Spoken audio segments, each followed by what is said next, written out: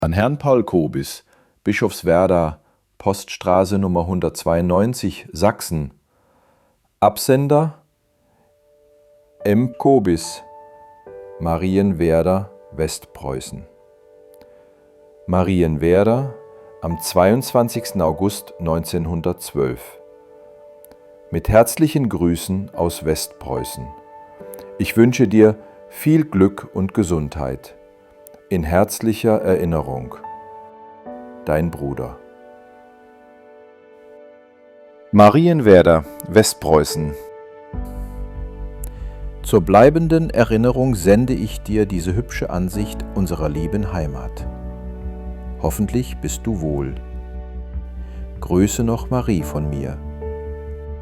Auf Wiedersehen. Herzlichst, M. Kobis.